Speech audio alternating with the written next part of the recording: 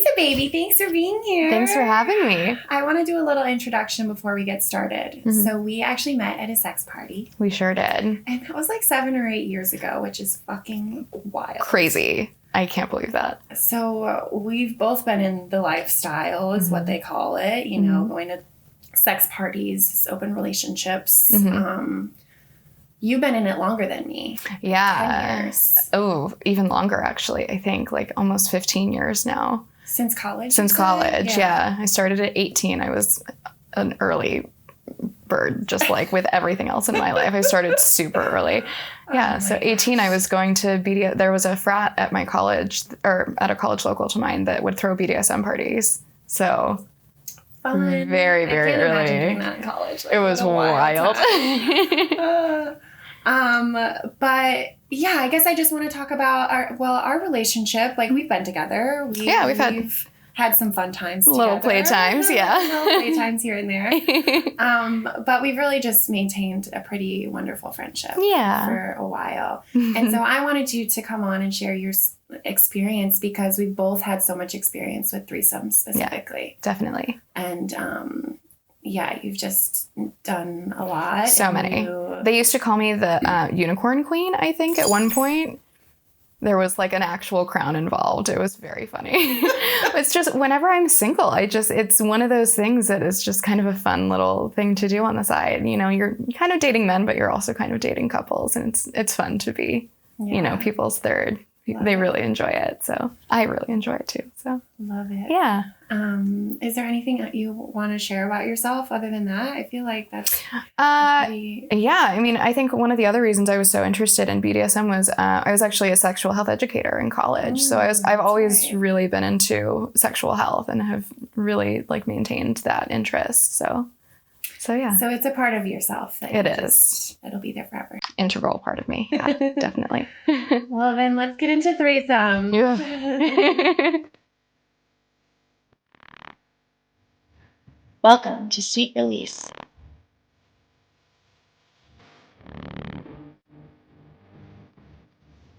Threesomes are my favorite. It's my favorite topic. We have had a lot of experience with threesomes, you and I, unicorns. Yes. And then I've been on the couple side as well. Yeah. But I want to first start, maybe you can start by sharing maybe a little bit of your experience, but really just like the communication and consent and kind of the preliminary things that we need to think about before you dive into it. Totally. So I guess it all starts with how to talk to your partner about wanting to have a threesome. Like, how does that conversation go? Who brings it up? And, how do you approach the topic in a way that's like respectful of your partner?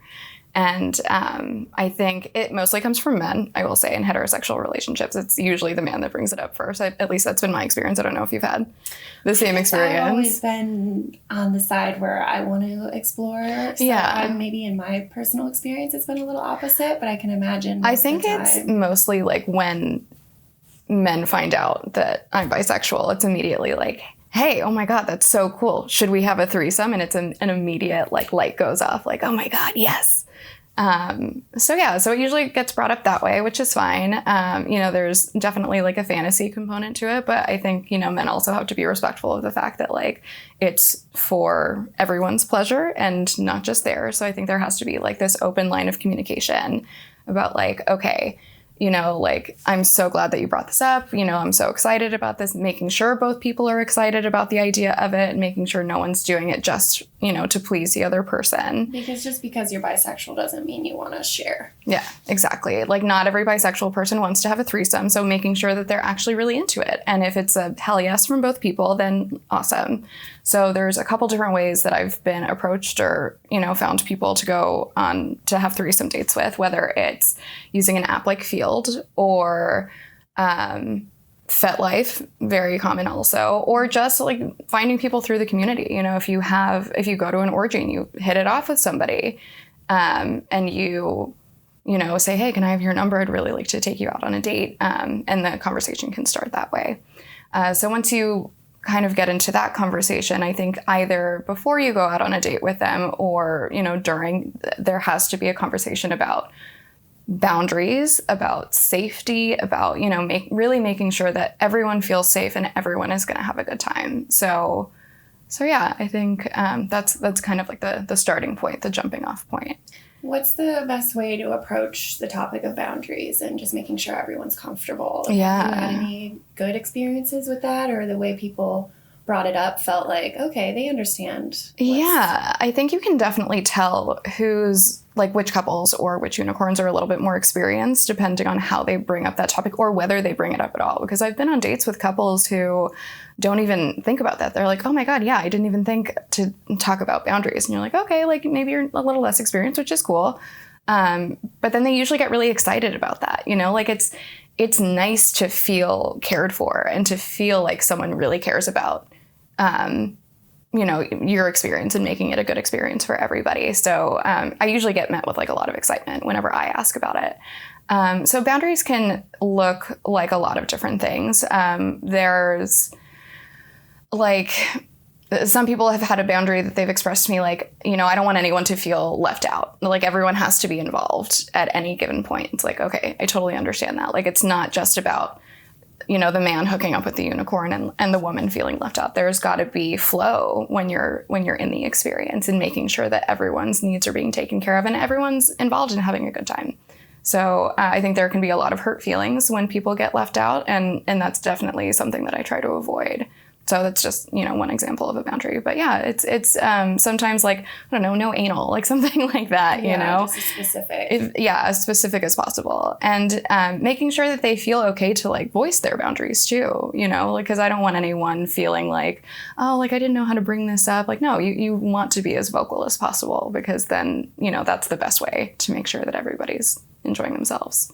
That was my biggest problem in the beginning of my first couple open relationships, was I didn't know what felt good and what was just like diving in. And so there were so many situations where I did feel left out, or there were just uncomfortable just positions, or where I was just like, this just feels like he's fucking me than fucking her. It didn't feel very inclusive. And it's hard to know, too. Like, it's hard to know what you don't like until you get put in that position. You're like, wow, I don't like this.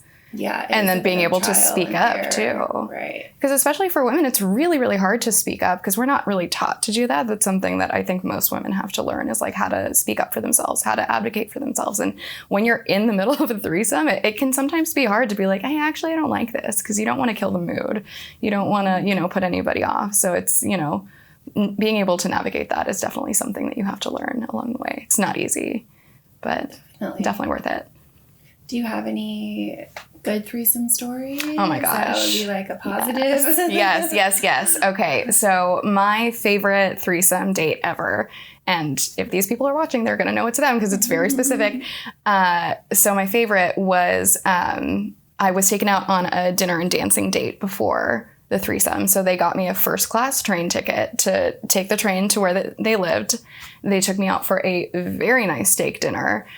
We went dancing after. We had a really good time. We had like really good conversation for a few hours. And then they took me back to their place and we just had fun. And we did have all of those conversations about boundaries and consent, and even beyond sort of administrative stuff, which sometimes that can feel a little like administrative, just like getting that stuff out of the way, talking about fantasy fulfillment too. Like, is there anything that you guys specifically want to do with me while I'm here? You know, is there, you know, a certain like position that you want to do, or do you guys want to, because they were also into bondage, like, do you want to tie me up? Do you want to, you know, play with me in that way? And they were super vocal, and, you know, it was a really good time.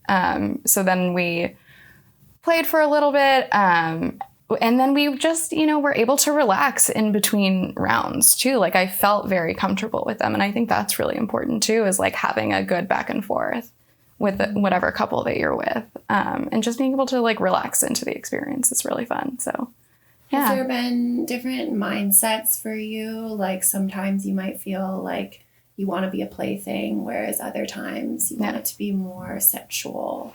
Yeah, I think it depends on the couple. So for that couple specifically, it was fun to feel like a plaything because they were super experienced. But I've been with less experienced couples, and it was fun for me to sort of take the lead and like lead the experience, because they were inexperienced and they didn't know exactly what to do. And I would bring up things and sort of suggest different things and they would be so excited, like, oh yeah, that does sound really fun. Let's do that.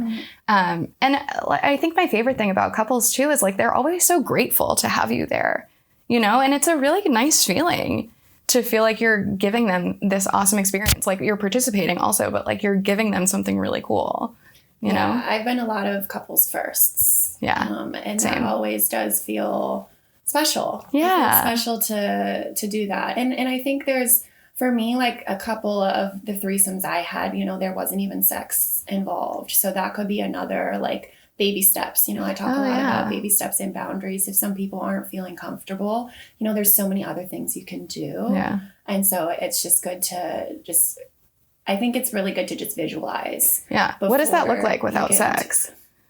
It was... I've never done that, so I'm curious. It was a lot of... so bondage. Yeah. There was a lot of like tying with rope. There was a lot of eating out. She like sat on my face and like squirted all over me, which was fun. Like,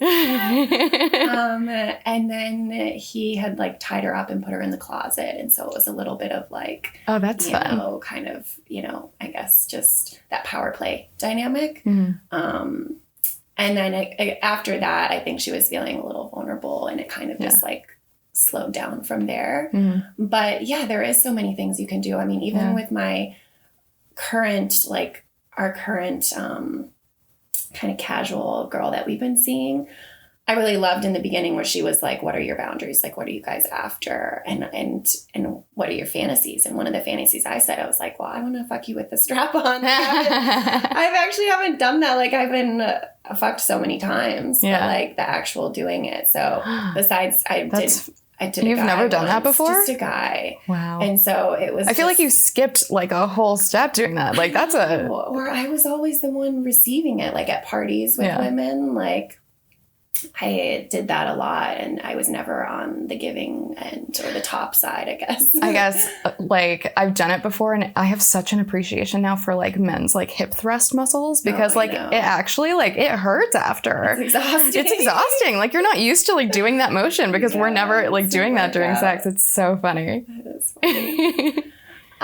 As far as some other things we should touch on, maybe just like safety and you know, like what precautions to take or how to discuss that. Even, I mean, safe words are important if you're leaning into, you know, BDSM stuff. Definitely. But STI testing, I feel like is God, always. crucial. Always. Yeah, I mean, I usually like to have test results with any new partners, whether it's threesomes or, you know, whatever, like within 30 days of whenever I'm going to be engaging in play, just because it just gives you peace of mind. Because I've caught an STI exactly one time in my entire life, and it was the worst experience ever. Was it painful? It was so painful. Yes, a few times I've had chlamydia, I didn't even know I had it. You're kidding. Yeah, like no symptoms. But like the guy had symptoms, and so that's weird. how I found out. The person that I got it from had no symptoms, and then I had symptoms. I was bleeding like crazy. Oh. Yeah, it was like, I thought I was dying. Like, it was really awful. And I go to the hospital, like, I don't know what's happening to me. Like, because I didn't even, exactly. Didn't even think that it was an STI. And then I got the results, and I was with a friend of mine, and she just starts laughing her ass off at me. Oh my God, that's funny. Because it happens, like, whatever. It's at least easily treatable, you know? And I do try to normalize STIs. Yeah. You know, there's a lot that are becoming more common. And I just think having that open communication in the front is really important. And if you start exploring more people, you should want to just take care of your health and be consistent. And thankfully people in the community are super conscientious of that. You know, everyone is tested. Like if you are going to a party, everyone assumes that everyone's going to have test results, you know, at least recent ones. Yeah, and COVID testing was a thing. COVID testing was a thing for a while. That was so fun. Hilarious. Like, really? I gotta do that too. I went to a party where they had rapid tests outside of the party and like made everyone test like at the door, wait the 15 minutes, and then like be able to go in if your rapid test was clear. That's wild. Yeah. That's funny. Crazy precautions. What a few years it's been. I know. So strange. It really changed, I think, the whole landscape of like the parties too. People really started getting intense about testing, like more so than before. I think even with STI testing. I think so too. Yeah. Well, I think there was a bit of a surge. I think a lot of people weren't going to the doctor. And so all of a sudden, like there was a surge of STIs and so, yeah. Yeah. Another thing I want to touch on, if you're a couple wanting to introduce a third, how do you deal with insecurities that might come up or just like jealousy? Yeah, I think I'm not by nature a jealous person. So like I had to learn how to address jealousy issues with my partners because my partners would be like a little bit jealous if they got left out of a situation. And I think the best way to do it for me is always just to encourage people to speak up and like ask them questions. So like I was talking about feeling left out before. So I had to have a partner. We had a tap system.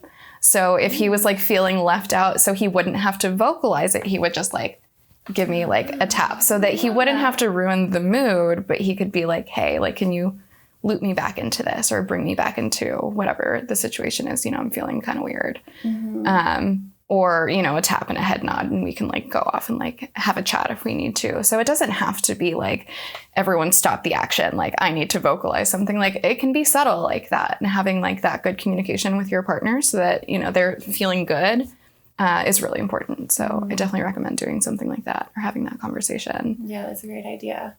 I talked recently in a solo episode about the idea that jealousy can coexist with compersion. This idea that a lot of us talk about in the open relationship community or polyamory is that you can find happiness in your partner's happiness. And so by kind of reframing your unsettled feelings and thinking of it as a positive instead, I think is a really good tool as well. Or at least it helped me in the beginning stages of open relationships. So I was like, I would feel that sting a little bit. And then I was like, you know what? Actually, like I want to be able to enjoy this. Like I do being on my end of it. So like, let's be fair here. And having it turn around and, like, because it's so much easier, I think, for women to, if you're in an open relationship, usually it's really easy for a woman to go on a lot of different dates and like have a lot of different partners. It's less easy for men. And I think that's not something that we talk about a whole lot. So I think men really have to deal with jealousy issues in open relationships way more often. The scales are super, super unbalanced, or at least like that's how, the dating scene has been for quite a while. So having it turned around on you is a really interesting feeling too, because we're not used to it as much, so it's like, oh man, what is this? Like, but I also am super into like negatives, like turning negatives into superpowers. Like that is just like your mind's ability to feel empathy. So like, oh man, like what is this new feeling? Like, oh, this is how that person must be feeling when it turns around. So like, like if my partner is expressing that he's jealous that I'm going out on a lot of dates, but then I get to experience it on the other hand, like that just gives me more information on how to treat that person better or how to communicate with that person better. So I'm all about just like, superpowers all the way. I love that. Yeah, that's a good motto. That's great. Speaking of dates, like, have you ever been on a date where there was like a red flag, or are there any signs or things that we could educate? Absolutely. People? My number one red flag sign is seeing how people treat waitstaff at a restaurant. That's actually for regular dates in general. It's a telltale sign. Oh my God. And kindness in general. I went on a date recently where the guy like took his napkin and intentionally like dropped it on the floor as we were leaving. And I was like, oh no. Up until that point, it was totally fine. But he was just like, and just walked away. And I was like, are you serious? Wow. Yeah. And that guy turned out to be a total narcissist, like legitimately. So like it was just like picking up on those little things. I think when it comes to threesomes and threesome dates, I think big red flags for me are if you're being on the couple side, if if you're talking about fantasies and the guy is really, really excited for his fantasies, but not excited for your fantasies, that's a huge red flag for me, because then it turns into like, only my fantasies matter and my pleasure matters and not the pleasure of the other people who are going to be involved. So they have to be just as excited for you and what you want as they are for themselves and what they want. It has to go both ways, I think. Yeah, definitely. That's a good one. What about you? I know. I'm trying to think, actually. I feel like when there's kind of an energy that you can feel. I'm thinking of being on a unicorn side, like with a couple where, like you said, someone's more excited, maybe someone's more timid, someone kind of, you can tell that they don't like you as much, or they're kind of like putting on a show, I guess is what I'm trying to say. Like sometimes there's, like I was in a threesome once where I could tell that the guy was super into me, like the eye contact, like everything about it was just like he wanted me, and she was more like pleasing him, I guess, is the energy that was getting put off. And she did have a little jealous moment later where she was like upset. She went to grab some wine and came back and was like, what are you guys doing? Like, you know, where it's like she was the one that left the room. I didn't know there was a boundary there. You know? Like we were just kissing. But it's, I guess it's important to, I think when people can't voice their boundaries and like they're just being comfortable with what they want, and that's a big red flag. I think if you ask them too and they don't say anything, that's a red flag for me. Right, if they haven't really processed or thought about it too much. Yeah, totally. Yeah. So I totally get that. Oof. You were talking about how like being like one person is more attracted to the other. I think that's one of the biggest challenges that I found in like doing threesomes in general, is making sure all three people are all attracted to each other. Because if there's one person who's left out, it'll ruin the entire dynamic. Like I don't think it'll be a fun threesome if that happens. Yeah, so that's just a challenge, I think. Or maybe it could be a red flag in a way, like the more you dissect it. But I do think being in the couple side of it with my partner and I, as we've begun to like, you know, date and explore, there's been a lot of women that we've found that are more hetero. And so they're definitely interested in threesomes. They want to do it. Like maybe it's kind of a bucket list, or they've always like just, I mean, a lot of women do just, they have threesomes now. It's just kind of the way it is in life, and our sexual, you know. Our whole generation is doing it. It's awesome. Everyone has had a threesome now. So it's easy to find women that are interested, but it's more difficult to find people that are fluid and into you the same way. But it's also like, it is what it is. You have to be, I've had to just be a little bit more accepting and say like, okay, I can tell that you definitely want his cock more than you want my pussy. How can I insert myself in a way that like still makes me feel included and special, and like I'm the queen, you know, because ultimately I'm the queen here. Yeah, exactly. But at the same time, I have to respect her too. And so there's been a couple of situations where we've also had like, we like to keep things casual, or maybe just with this specific person I'm thinking about, I didn't want it to be anything more than what it was. There wasn't any more emotion feelings there, but she was starting to get feelings, and she wanted to start dating us separately, and she wanted to like, she wanted more. And I just had to let her know, like, and she was getting her feelings hurt. Like one time when we were all together, I like straddled Hunter and gave him a kiss, and she got jealous. And so it's your relationship. That's so interesting. So it was like it was a little bit of a wake up call, because I was like, oh, I'm so sorry. Like I never meant to hurt your feelings. That was not my intention. You have to be aware that we're inviting you into our partnership. Like this is something you agreed to. Like you have to I would much prefer her to be like, oh my God, you guys are I love your partnership. Like I love seeing that, instead of letting it upset her. And so we did have to kind of cut that off, but it is, emotions get involved, and you just have to be aware of.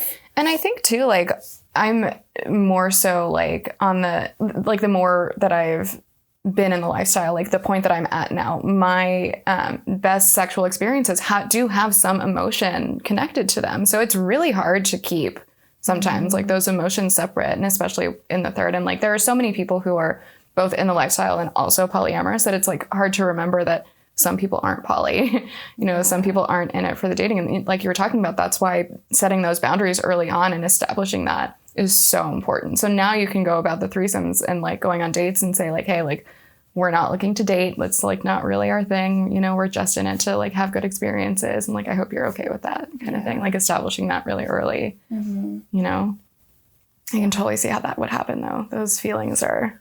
Well, it does. It's just the nature of it when you start getting intimate and hanging out with people, and sometimes feelings Rejection, man. Rejection is so hard to deal with, but it's like, so you have to learn how to deal with rejection in a graceful way if you're going to be doing this, you know, not making anybody feel bad. Yeah, that's a good point. Let's talk about positions. Oh my gosh. What are some? Yes, let's get into it. So, let's see. I think, God, I have my hidden folder on my phone has like so many like threesome photos. I'm like trying to think about like all the different. I think what's my favorite? My favorite one is probably like someone riding the cock and then the other person sitting on the guy's face. And then the girls, like if they're facing each other, can be like making out with each other at the same time. It's like a triangle. Yes. I love triangle positions like that because it keeps everybody involved. Everyone's having like a good time. And then you can kind of like switch it up with who's doing what. That's my favorite too. Like the other night we had our lover, friend, girlfriend over, and like her eating me out while he's behind her with like a vibrator or fingers, or then ultimately his cock perhaps, or you know, inserting yourself, even if there's like someone's eating someone out or someone's giving someone head, then going to the titty or going to the mouth, or just figuring out ways to, kind of make a triangle. Yeah. situation. And I think like everybody has to be kind of aware of like, okay, if I'm not involved, how can I involve myself in the situation? Like what body part do I want to go to?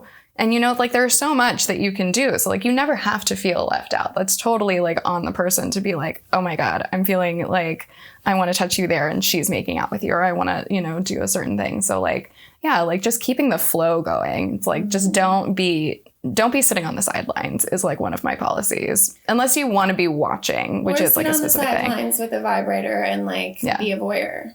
I sometimes like to do that. Just do it with intention. Just don't be like left out and like have your feelings hurt. Like you have the power to, you know, not put yourself in that position. Just like get involved, jump into it, you know, be excited about it. For sure. I'm trying to think of other specific ones. I guess that's pretty much it. I mean, it's always good to sit on a face or target. Totally.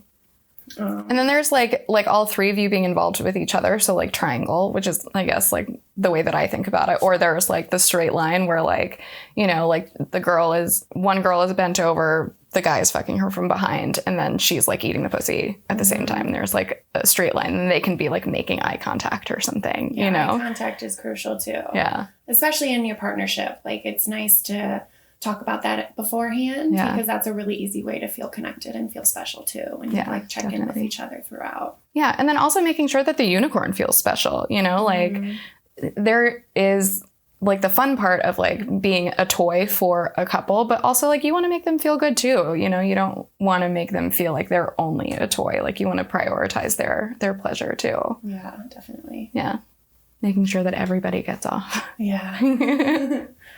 As we're wrapping up, is there any, like, I guess, like, what could people find, like, communities or any, like, areas that people could find resources, I guess is the word I'm looking for, maybe, for this sort of thing? Do we have anything that we could share about that? Oof. I don't know. I think, I'm gonna play this thing. You keep talking. Okay. I think,